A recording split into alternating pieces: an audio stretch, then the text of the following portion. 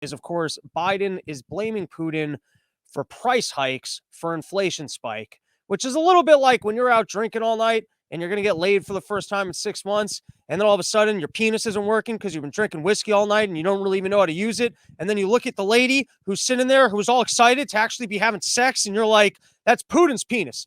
Putin did that to my penis. It's got nothing to do with the drinking I did today. And it's got nothing to do with the drinking I'm going to do tomorrow. Putin, he's ruined my erection. And so, of course, that's what they're saying. I mean, they just passed a $1.5 trillion spending bill, $13.6 billion of it going to Ukraine. And so while they're going, hey, listen, we're going to do everything we can to bring down your prices. We understand that prices are going up, so we're going to do everything we can. And included in everything we can is we're going to spend more money. We're going to spend more money because we know that that's going to help with the inflation.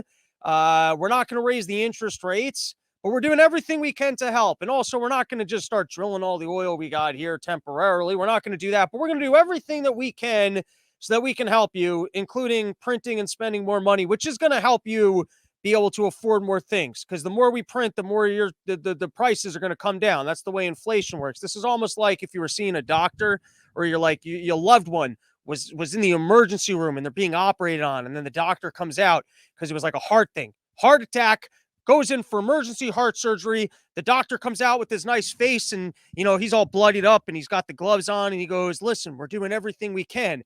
And you're looking through the window and you're like, did you just take his liver out? And because they're actually just like harvesting his organs. And the doctor's like, no, we're doing everything we can to help. I think that's his spleen.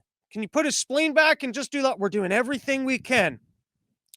Of course, amongst inflation, this was an article from Week Magazine that there are now 5 fewer Doritos per bag thanks to inflation. And I like that companies are basically dealing with inflation the way that I would steal cookies like before my mom was throwing a dinner party. Do you guys ever pull that move? Your mom's throwing a dinner party and she makes this big thing of cookies and then she's like, those are for the guests. You can't eat any of the cookies. But then what you do is you slowly start eating cookies off the side of the plate and then you keep trying to rearrange the plate so that it looks like there was a full plate because your mom doesn't actually count how many cookies are on the plate. It's just whether or not it looks like a full plate. And then you hope that the other fat asses in your family don't all do the same things. Then when it finally comes time for the dinner party, your mom's like, what the fuck happened to all the cookies I made? Well, that's essentially what the corporations are doing. You got Doritos. They're taking Doritos out of the bag. You open up your bag and you're like, this isn't enough Doritos. Other notable ones, this is from Quartz. You've got your, when you buy your Crest, there's less toothpaste in it. You buy your Wheat Thins, there's less Wheat Thins in it.